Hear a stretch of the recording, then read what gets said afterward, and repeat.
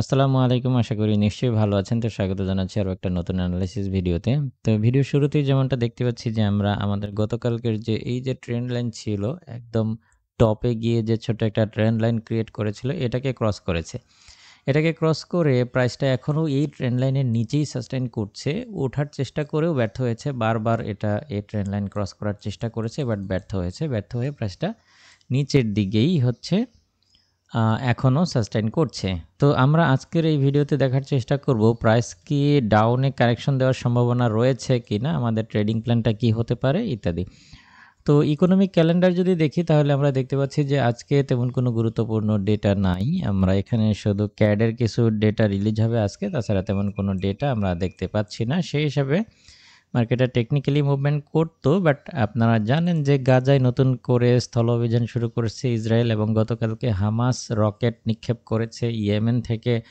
হচ্ছে ব্যালিস্টিক ক্ষেপণাস্ত্র ছোড়া হয়েছে ইসরায়েলকে লক্ষ্য করে। বেশ কিছু ভূ রাজনৈতিক উত্তেজনা বেড়েছে, এবং এই ভূ রাজনৈতিক উত্তেজনা সম্পর্কে আমি টাইম টু টাইম আপডেট দিচ্ছি আপনাদের সাথে। যেমনটা এই যে আমার টেলিগ্রাম চ্যানেলে আপনারা দেখতে পাচ্ছেন, সকালেই বেশ কিছু নিউজ আমি শেয়ার করেছি, ফান্ডামেন্টাল নিউজগুলো, যে ভূ রাজনৈতিক ইস্যুতে কি হচ্ছে।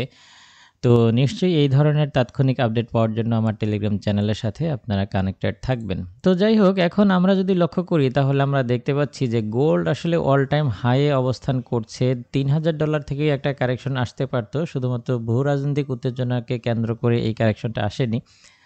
তো গতকালকের যে জবলেসের ডেটাগুলো ছিল, এইগুলোও কিন্তু ডলারের জন্য বেশ পজিটিভ ছিল। তারপরেও গোল্ড তার শক্তিশালী অবস্থান কিন্তু ধরে রেখেছে, কিন্তু আজকের দিনে আমরা দেখতে পাচ্ছি যে কিছুটা ডাউনে নামার চেষ্টা করতেছে। এখন আমাদের জন্য গুরুত্বপূর্ণ সাপোর্ট জোন হচ্ছে এইটা। যতক্ষণ এইটা ক্রস না করবে ততক্ষণ আমরা বায়ের চিন্তাই করব, আর যখন এটা ক্রস করে ফেলবে তখন এটা $3000 দিকে নেমে যেতে পারে। তো আমি লেভেলগুলো নোট করে দিচ্ছি। আমাদের জন্য আজকের দিনে গুরুত্বপূর্ণ সাপোর্ট জোন হচ্ছে এইটা, অর্থাৎ $3023। এটাকে যদি ক্রস করে ফেলে তাহলে আমাদের প্রাইসটা আরও ডাউন হয়ে 3009 কিংবা $3000 দিকে নেমে যেতে পারে। আমি এখানে জোনটাও মার্ক করে দিচ্ছি, এই দিকে নেমে যেতে পারে, এবং এখান থেকে আবারও আপ ট্রেন্ড শুরু করবে বলেই আমরা মনে করি।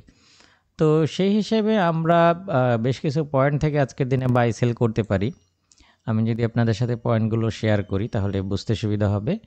আমরা এই দিকটাই পেলে আজকের দিনে সেল করতে পারি, এবং আজকের দিনে এই যে $3023 এর আশেপাশে এসে যদি প্রাইস রিজেক্ট করে, যেমন এই যে এখানে আমরা দেখতে পাচ্ছি প্রাইস রিজেক্ট করেছিল, এই টাইপের রিজেকশন আমরা দেখি, তাহলে আমরা এই $3023 আশেপাশে বাই করতে পারি। মনে রাখবেন 3023 আসতে হবে, ব্যাপারটা এরকম না। এই জোনের আশেপাশে আসার পর প্রাইস যদি রিজেকশন দেয় তাহলে আমরা এই জোনের আশপাশ থেকে বাই করতে পারি, ঠিক আছে। এবং এখান থেকে যদি বাই করি তাহলে আমরা হচ্ছে স্টপ লসটা এর নিচেই দিয়ে রাখবো, আর এখান থেকে যদি আমরা সেল করি তাহলে স্টপ লসটা এখানে দিয়ে রাখবো। তো আজকের দিনে ট্রেডিং প্ল্যানটা এরকম, যদি এই লেভেলটাকে ক্রস করে তাহলে প্রাইস আবারও আপ ট্রেন্ড শুরু করবে, আবার এই লেভেলটাকে যদি ক্রস করে ডাউন হয় তাহলে প্রাইস আরও নেমে যাবে। সেই ক্ষেত্রে যদি এই লেভেলটা ক্রস করে ফেলে তাহলে রিটেস্টের সাথে আবারও বাই নিতে পারবেন আপনারা, এবং এই লেভেলটাকে যদি ক্রস করে তাহলে রিটেস্টের সাথে আবারও সেলের চিন্তাভাবনা করা যেতে পারে। তো খুবই সতর্কতার সাথে এই জোনগুলোতে যখন আসবে মার্কেট, তখন খুবই সতর্কতার সাথে এই জোনগুলোকে আপনারা পর্যবেক্ষণ করবেন, এবং খুব ভেবে চিন্তে ক্যান্ডেল কনফার্মেশন দেখে এই জোনগুলোতে আসলে ট্রেডিং সিদ্ধান্ত নেবেন।